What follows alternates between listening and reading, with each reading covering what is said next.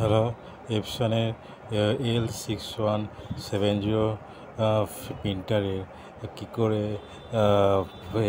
F1 ফিউজটা কী করে repairing করা হয়, F1 ফিউজের জন্য কী কী হয়, তা এই ফল্ট ফাইন্ডিংয়ের মাধ্যমে তোমাদের আমি দেখাচ্ছি। তোমাদের এই ভিডিওটা ভালো লাগলে একটা লাইক এবং সাবস্ক্রাইব করে দিও, ঠিক আছে। এবার তোমাদের দেখাচ্ছি কোথায় F1 ফিউজটা থাকে, সার্কিটের লজিক বোর্ডে কোন প্রান্তে এই F1 ফিউজটা থাকে। এই F1 ফিউজের ফলে প্রিন্টারে হেড ইনিশিয়ালাইজ করা বন্ধ হয়ে যায় এবং তোমরা প্রিন্টারটা কোনো প্রিন্ট আউট হয় না।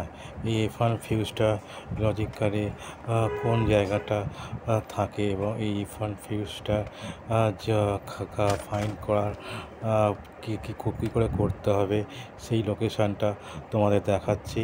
দেখো, তোমরা দেখো এই জায়গাটা F301 বলে একটি ফিউজ আছে, একটা SMD আছে, ওটাই হচ্ছে F1 ফিউজ। এই F1 ফিউজটা যদি কেটে যায় তাহলে তোমরা হেড ইনিশিয়ালাইজ করবে না এবং হেড থেকে প্রিন্টার থেকে কোনো প্রিন্ট আউট হবে না এবং প্রিন্টারটা পুরো স্টিল হয়ে যাবে এবং তোমরা ভাববে যে প্রিন্টারটা হয়তো সে নষ্ট হয়ে গেলে। এবার দেখো, একটা